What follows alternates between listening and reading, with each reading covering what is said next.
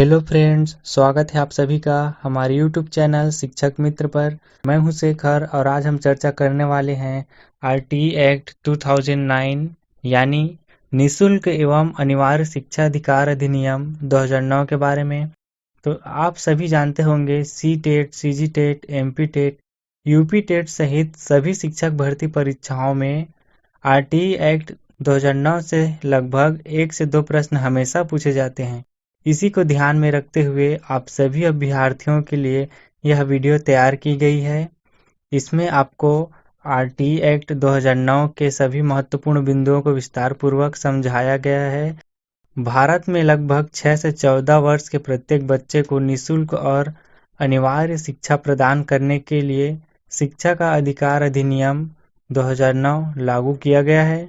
लोकसभा द्वारा इसको 4 अगस्त 2009 को right to children to free and compulsory education bill पारित किया गया था।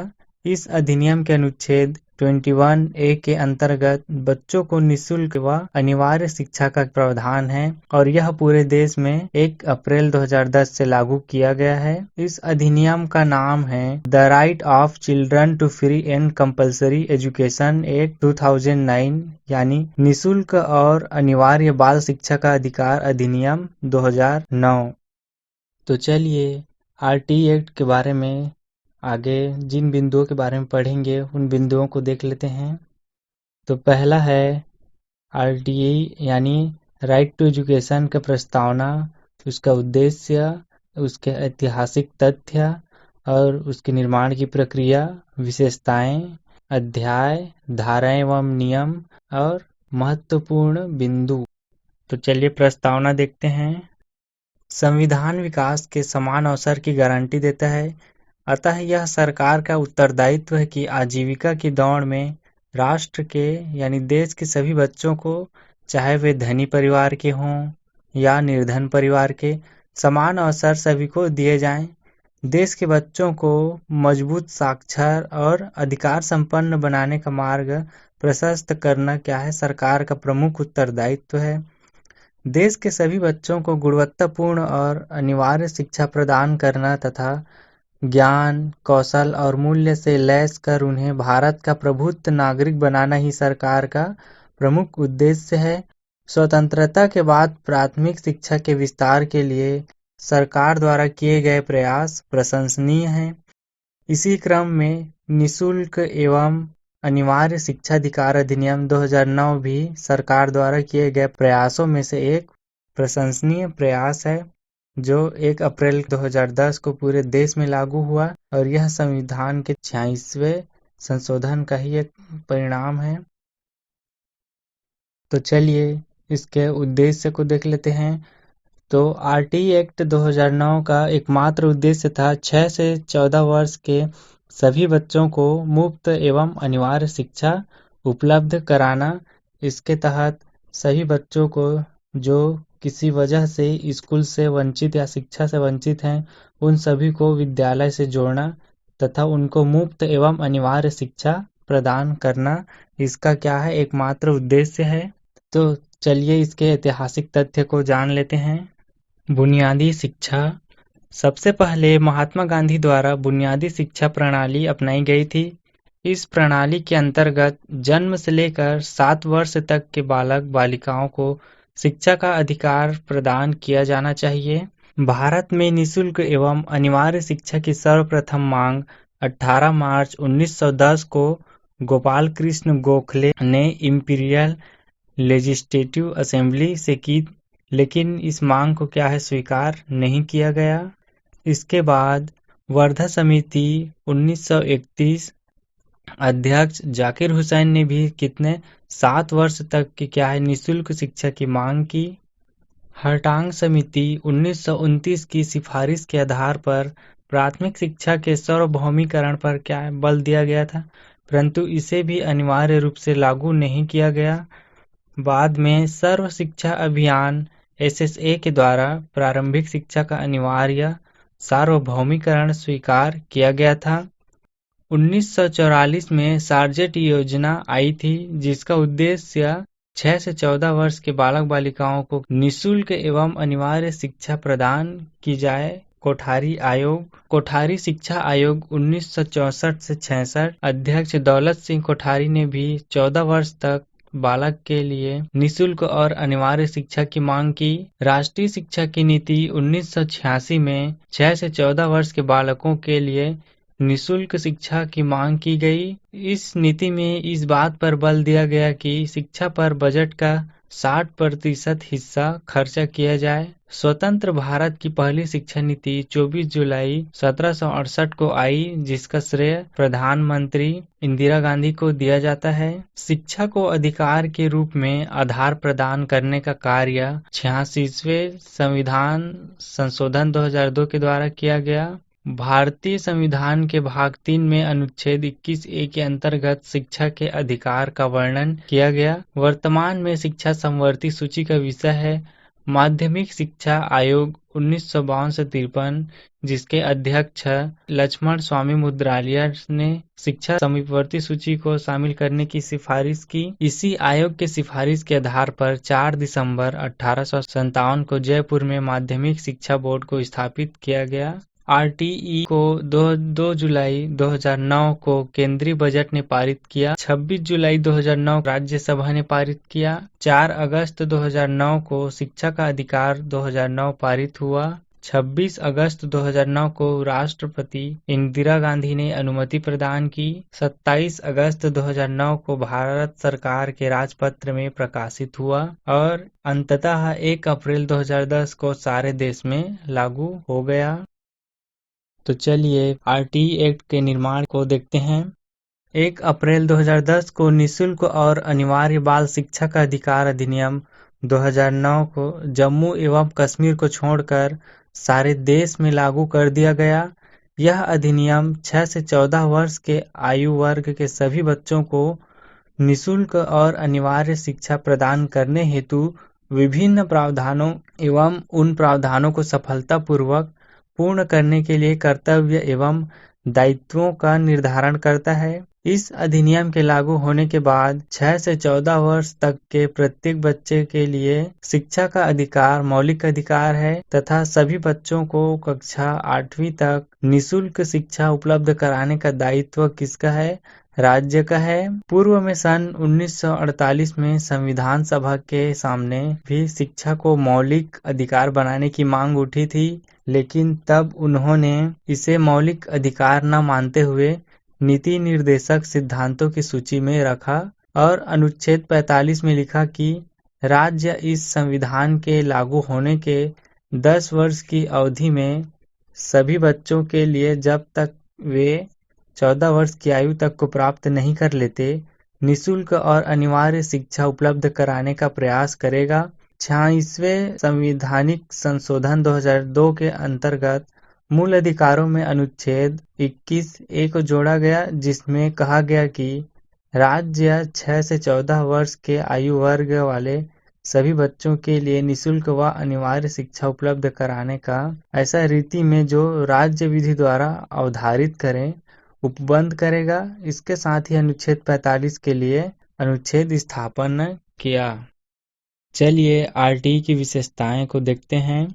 तो पहला है सरकार के लिए 6 से 14 वर्ष के आयु वर्ग के बालक बालिकाओं को शिक्षित करना अनिवार्य होगा। दूसरा है बच्चों को अनुत्तीर्ण नहीं किया जाएगा, तो कक्षा 1 से कक्षा 8वीं तक पढ़ रहे बच्चों को बीच में अनुत्तीर्ण नहीं किया जाएगा। तीसरा है कोई भी विद्यालय बच्चों को प्रवेश देने से इनकार नहीं कर सकेगा।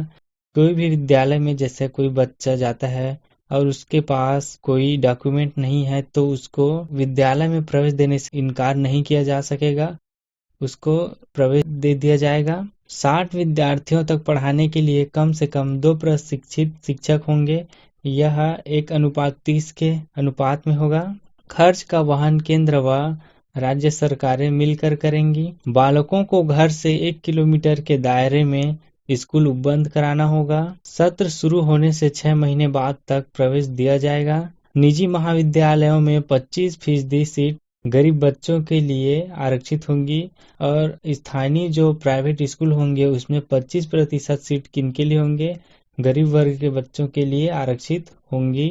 बच्चों का स्कूल फीस, यूनिफॉर्म, किताबों, परिवहन, मध्याह्न भोजन जैसी व्यवस्थाओं पर खर्च भी शून्य होगा। और इनका जो स्कूल फीस, यूनिफॉर्म, किताबें और जो परिवहन, मध्याह्न भोजन जैसी व्यवस्थाएं हैं, उस पर भी खर्च क्या होगा? शून्य होगा, यानी उनको इनका फीस देना नहीं पड़ेगा। किसी बालक के पास जन्म प्रमाण पत्र न होने की स्थिति में विद्यालय में प्रवेश लेने से इनकार नहीं किया जा सकता। विद्यार्थियों को न तो कक्षा में रोका जाएगा और न ही निकाला जाएगा। विद्यार्थियों को कक्षा पहली से कक्षा 8वीं तक बीच में फेल नहीं किया जाएगा और न उनको स्कूल से निकाला जाएगा। बच्चों को शारीरिक दंड देना और प्रताड़ित करना मना है। इसके अनुसार दिव्यांग बच्चों के लिए मुफ्त शिक्षा 18 वर्ष तक है। तो चलिए आरटीई के कुछ अध्याय को देखते हैं। इसके अंतर्गत प्रथम अध्याय है। प्रथम अध्याय में अधिनियम का संक्षिप्त नाम, विस्तार एवं प्रारंभ सम्मिलित हैं तथा 2 परिभाषाएं भी दी गई है। इसका द्वितीय अध्याय के अंतर्गत 6 से 14 वर्ष की आयु के बालकों की निःशुल्क और अनिवार्य शिक्षा का अधिकार, अन्य विद्यालय में स्थानांतरण का अधिकार तथा प्रवेश न दिए गए बालकों के लिए विशेष उपबंधों वर्णन किया गया है द्वितीय अध्याय में। तृतीय अध्याय को देखते हैं। तो आरटीई एक्ट 2009 के तृतीय अध्याय में समुचित सरकार, स्थानीय प्राधिकारी और माता पिता के कर्तव्य क्या है सम्मिलित हैं। चतुर्थ अध्याय में विद्यालय और शिक्षकों के उत्तरदायित्व का वर्णन किए जाने के संबंध में वर्णन किया गया है। पांचवें अध्याय में प्रारंभिक शिक्षा के पाठ्यक्रम और उसके पूरा किए जाने के संबंध में वर्णन किया गया है। छठवें अध्याय में बालकों के अधिकारों के संरक्षण का प्रावधान है। सातवें अध्याय में निर्देश जारी करने की शक्ति, अभियोजन के लिए पूर्व मंजूरी, समुचित सरकार के साथ नियम बनाने की शक्ति एवं सद्भावपूर्ण की गई कार्यवाही के लिए संरक्षण आदि विषय सम्मिलित किए गए हैं। तो चलिए अब इसके कुछ आरटीई एक्ट 2009 की कुछ धाराएं और नियम हैं। तो पहला देखते हैं धारा 1, आरटीई का नाम और लागू करने की विधि। धारा दूसरा है आरटीई में काम में ली गई विशेष शब्दावली। तो कौन कौन से हैं देखते हैं। पहला है समुचित सरकार। समुचित सरकार से तात्पर्य है केंद्र सरकार, राज्य सरकार व स्थानीय सरकार। स्थानीय सरकार से तात्पर्य जनता के द्वारा चुने गए जनप्रतिनिधि। प्रति व्यक्ति फीस, विद्यालय फीस के अलावा बालक से लिया जाने वाला सहायता अनुदान। अनुवीक्षण प्रक्रिया, बालक को विद्यालय में प्रवेश देते समय ली जाने वाली प्रवेश परीक्षा पर रोक। विशेष विद्यालय, केंद्रीय विद्यालय, नवोदय विद्यालय, सैनिक विद्यालय, मिलिट्री स्कूल, इनमें प्रवेश परीक्षा ली जा सकेगी। असुविधाग्रस्त क्षेत्रों के बालक, एसटी, एससी, ओबीसी, सामाजिक, सांस्कृतिक, भौगोलिक तथा शैक्षणिक दृष्टि से पिछड़े हुए क्षेत्रों के बालक, दुर्बल या कमजोर वर्ग के बालक, यानी गरीबी रेखा से नीचे जीवन यापन करने वाले परिवारों के बालक। चलिए देखते हैं धारा 3 के बारे में। तो धारा 3 में कहा गया है 6 से 14 वर्ष के बालकों को आसपास के विद्यालय में ही निःशुल्क व अनिवार्य शिक्षा दी जाए। विद्यालय छोड़ चले बालकों और विद्यालय से वंचित बालकों को पुनः विद्यालय में जोड़ा जाए। स्थानांतरण प्रमाण पत्र के न होने पर बालक को विद्यालय में प्रवेश दिया जाएगा और संबंधित विद्यालय 7 दिनों में स्थानांतरण प्रमाण पत्र देने के लिए बाध्य है। विद्यालय की दूरी का वर्णन किया गया है। 3 वर्षों के अंदर स्कूल का बुनियादी ढांचा तैयार करना होगा। निर्धारित सीमा में विद्यालय स्थापित होना चाहिए। यहाँ पे प्राथमिक विद्यालय के लिए दूरी दिया है 1 किलोमीटर एवं उच्च प्राथमिक विद्यालय के लिए दूरी दिया है 2 किलोमीटर। धारा 7 को देखते हैं। आरटीई में केंद्र और राज्यों का आर्थिक अंशदान कितना है। तो मूलभूत रूप से 55:45 है और वर्तमान में देखा जाए तो 60:40 और पूर्वोत्तर राज्य में 90:10 है। बिना विधानसभा वाले केंद्र शासित प्रदेश 100% केंद्र सरकार में धारा 8 को देखते हैं, समुचित सरकार के कार्य और कर्तव्य। धारा 9, स्थानीय प्राधिकारियों के कार्य और कर्तव्य। धारा 10, माता पिता और अभिभावकों के कार्य और कर्तव्य।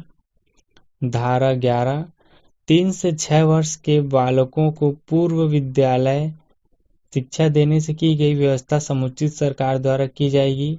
पूर्व विद्यालय यानी आंगनबाड़ी केंद्र से है। तो दुर्बल एवं अलाभित समूह के लिए नजदीकी निजी विद्यालय में 25% आरक्षण दिया जाएगा। धारा 13, यदि कोई विद्यालय अनुवीक्षण प्रक्रिया को संचालित करता है तो पहली बार 25,000 रुपये तथा आगे हर बार 50,000 रुपये जुर्माना लगाया जाएगा। अनुवीक्षण प्रक्रिया यानी प्रवेश से संबंधित कोई भी परीक्षा या टेस्ट एग्जाम इन सभी को संचालित करता है तो उनको पहली बार अगर करता है तो 25,000 रुपये तथा आगे हर बार 50,000 रुपये जुर्माना लगाया जाएगा। धारा 14, विद्यालय में प्रवेश देते समय बालक की आयु का निर्धारण जन्म प्रमाण पत्र के आधार पर ही बालक को विद्यालय में प्रवेश दिया जाए। धारा 15, किसी भी परिस्थिति में बालक को विद्यालय से वंचित नहीं किया जाएगा। प्रारंभिक शिक्षा में बालक को फेल नहीं किया जा सकता और न ही बालक को विद्यालय से निकाला जा सकता है। आरटीई संशोधन विधेयक 2019 लोकसभा ने जुलाई 2018 में पारित किया, राज्यसभा ने 3 जनवरी में पारित किया और राष्ट्रपति ने 10 जनवरी 2019 को स्वीकृति दी। इसका संबंध डिटेंशन पॉलिसी से है, अर्थात बालक को एक कक्षा में रोका जा सकता है। धारा 17, बालक को शारीरिक और मानसिक रूप से दंडित नहीं किया जा सकता और न ही बालक के विरुद्ध अपमानजनक शब्दों को काम में लिया जा सकता है। आरटीई अधिनियम लागू होने के कारण बाद में भी विद्यालय सरकार की अनुमति के बिना नहीं खोला जाता है तो उसके विरुद्ध 1 लाख रुपए का अर्थदंड या प्रतिदिन 10,000 रुपये जुर्माना लगाया जाएगा।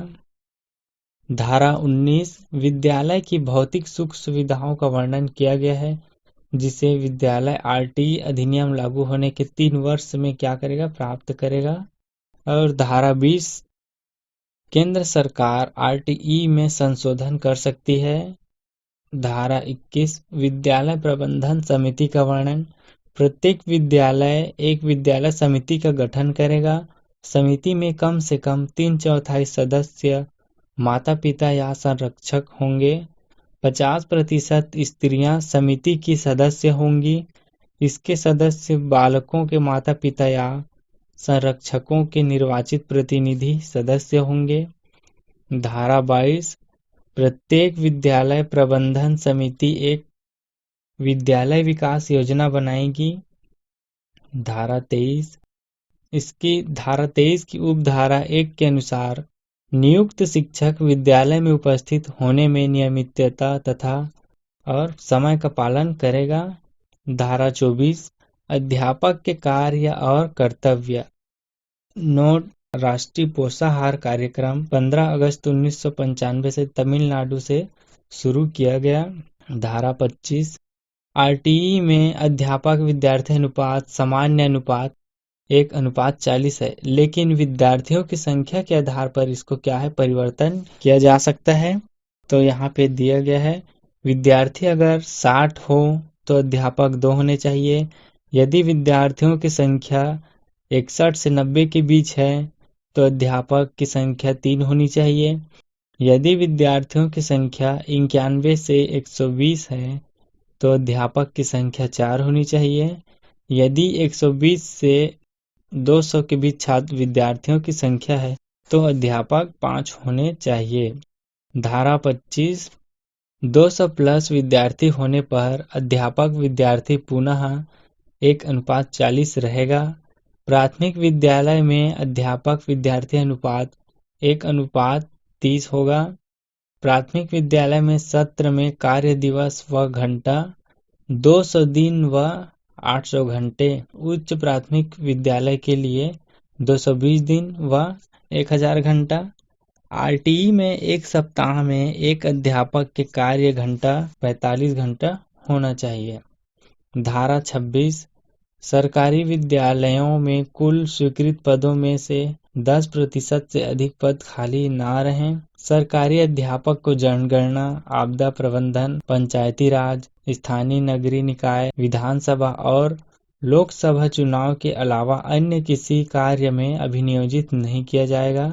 और धारा 28 इसके अनुसार कोई भी शिक्षक अपना निजी शिक्षण कार्य नहीं करेगा, यानी प्राइवेट ट्यूशन नहीं देगा। धारा 29 प्रारंभिक शिक्षा का पाठ्यक्रम और मूल्यांकन प्रक्रिया। आरटीई में सतत व समग्र मूल्यांकन का समर्थन किया गया। प्राथमिक शिक्षा मातृभाषा में दी जाए। आरटीई की धारा 29A के आधार पर राज्य की घोषित शैक्षिक प्राधिकारी संस्था SCERT और SIERT है। धारा 30 बालक को कोई बोर्ड परीक्षा उत्तीर्ण करना आवश्यक नहीं होगा। प्रत्येक बालक को प्रारंभिक परीक्षा पूर्ण करने का विहित प्रारूप में एक प्रमाण पत्र दिया जाएगा। धारा 31 बालकों के अधिकारों का संरक्षण। बाल अधिकार संरक्षण अधिनियम 2005, राष्ट्रीय बाल अधिकार संरक्षण आयोग की स्थापना 5 मार्च 2007 नई दिल्ली। यदि किसी व्यक्ति को बालकों के अधिकारों के संबंध में कोई भी शिकायत है तो वह अपनी शिकायत संस्था प्रधान को करेगा, जिसका समाधान 3 माह में कर दिया जाएगा। धारा 33 राष्ट्रीय सलाहकार परिषद, इसके सदस्य 15 है के अध्यक्ष भारत का शिक्षा मंत्री होता है। और राज्य सलाहकार परिषद, इसमें सदस्यों की संख्या 15 होती है और इसका अध्यक्ष जो होता है राज्य का शिक्षा मंत्री होता है। धारा 35 आरटीई अधिनियम को लागू करने के लिए समय समय पर केंद्र सरकार, राज्य सरकार और स्थानीय प्राधिकारी दिशा निर्देश जारी करेंगे।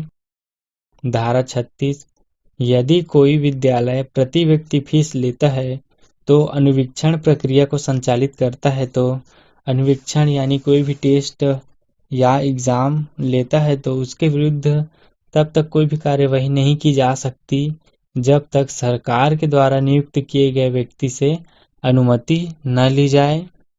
धारा 37 आरटीई लागू करने के लिए समुचित सरकार स्थानीय अधिकारी और संस्था प्रधान को भी निर्णय लेंगे, उनके विरुद्ध न्यायालय की शरण नहीं लेगा। धारा 38 आरटीई में राज्य सरकार संशोधन कर सकती है। तो चलिए देखते हैं आरटीई के कुछ महत्वपूर्ण बिंदु। आरटीई एक्ट जो है 1 अप्रैल 2010 को लागू किया गया था।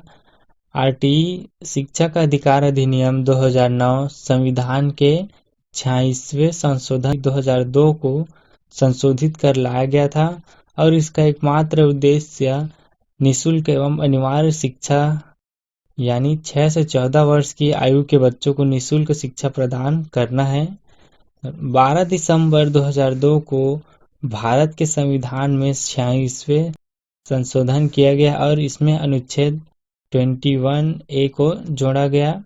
अनुच्छेद 21 में शिक्षा के अधिकारों को मौलिक मूल अधिकार का दर्जा दिया गया है। 20 जुलाई 2009 को राज्यसभा में तथा 4 अगस्त 2009 को लोकसभा में आरटीई एक्ट विधेयक पारित हुआ था। 26 अगस्त 2009 को राष्ट्रपति के हस्ताक्षर होने के पश्चात आरटीई एक्ट अधिनियम बन गया। 1 अप्रैल 2010 को आरटीई एक्ट पूरे भारत में क्या है लागू कर दिया गया और भारत शिक्षा के अधिकार को लागू करने वाला विश्व का 135वां देश है। 22 दिसंबर 2008 को कक्षा 1 से 12वीं तक सभी बच्चों को शिक्षण शुल्क मुक्त करने वाला राजस्थान देश का पहला राज्य बना। बच्चों को शारीरिक दंड देना और प्रताड़ित करना मना है। धारा 28 के अनुसार कोई भी शिक्षक अपने निजी शिक्षण संस्था या निजी शैक्षणिक प्रक्रिया नहीं कर सकता, यानी ट्यूशन नहीं पढ़ा सकता। प्राथमिक कक्षाओं में छात्र एवं शिक्षक की जो अनुपात है वो है 30:1। उच्च प्राथमिक कक्षाओं में छात्र एवं शिक्षक अनुपात है वो है 35:1।